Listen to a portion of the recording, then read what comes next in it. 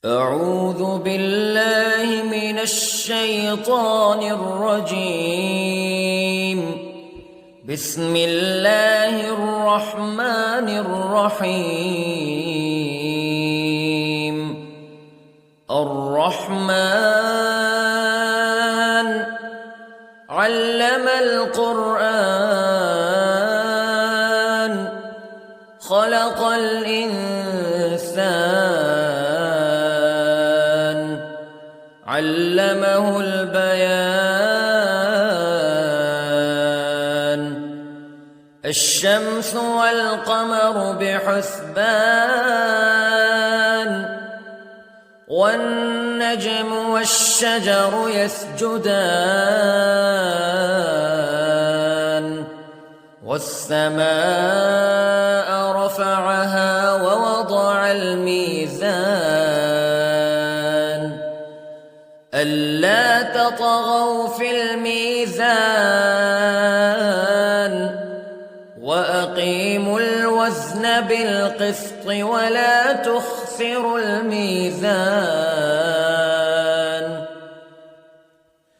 والأرض وضعها للأنام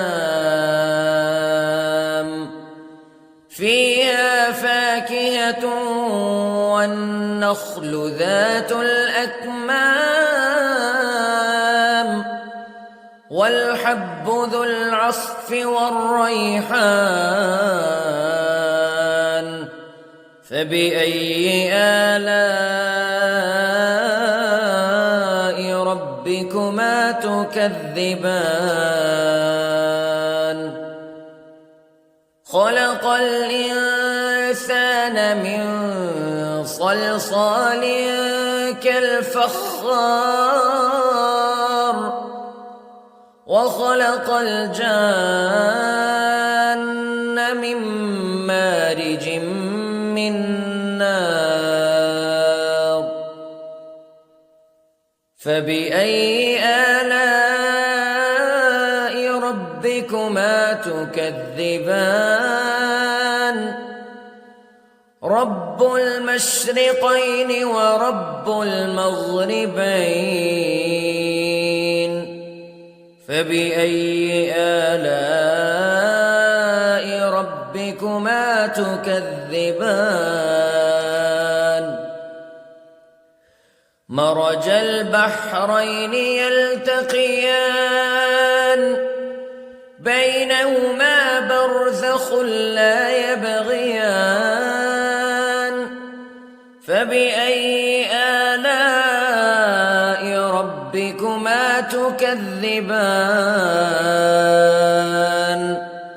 يخرج منهما اللؤلؤ والمرجان فبأي آلاء ربكما تكذبان. وله الجوار المنشآت في البحر كالأعلام فبأي آلاء ربكما تكذبان. كل من عليها فان ويبقى وجه ربك ذو الجلال والإكرام فبأي آلاء ربكما تكذبان. يسأله من في السماوات والأرض كل يوم هو في شأن فبأي آلاء ربكما تكذبان. سنفرغ لكم أيها الثقلان فبأي آلاء ربكما تكذبان.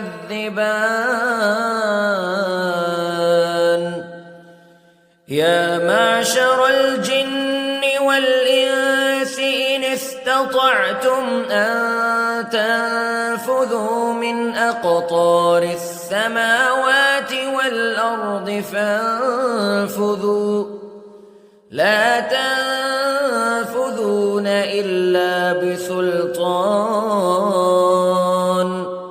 فبأي آلاء ربكما تكذبان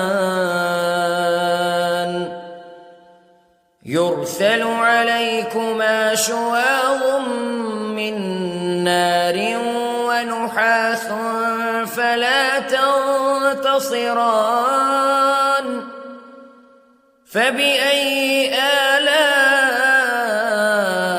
ربكما تكذبان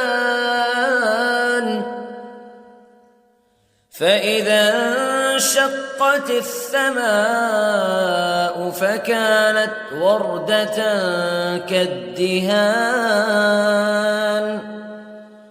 فبأي آلاء ربكما تكذبان فيومئذ لا يسأل عن ذنبه إنس ولا جان فبأي آلاء ربكما تكذبان يعرف المجرمون بسيماهم فيؤخذ بالنواصي والأقدام فبأي آلاء ربكما تكذبان هذه جهنم التي يكذب بها المجرمون يطوفون بينها وبين حميم آن فبأي آلاء ربكما تكذبان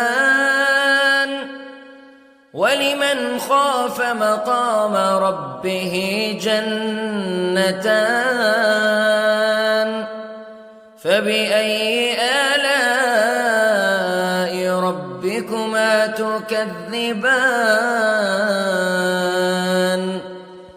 ذواتا أفنان فبأي آلاء ربكما تكذبان فيهما عينان تجريان فبأي آلاء ربكما تكذبان فيهما من كل فاكهة زوجان فبأي آلاء ربكما تكذبان متكئين على فرش بطائنها من استبرق وجنى الجنتين دان فبأي آلاء ربكما تكذبان فيهن قاصرات الطرف لم يطمثهن إنس قبلهم ولا جان فبأي آلاء ربكما تكذبان كأنهن الياقوت والمرجان فبأي آلاء ربكما تكذبان هل جزاء الإحسان إلا الإحسان فبأي آلاء ربكما تكذبان ومن دونهما جنتان فبأي آلاء ربكما تكذبان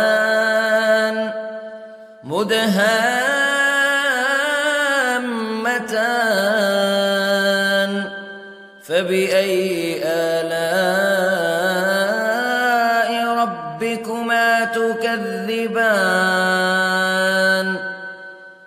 فيهما عينان نضاختان فبأي آلاء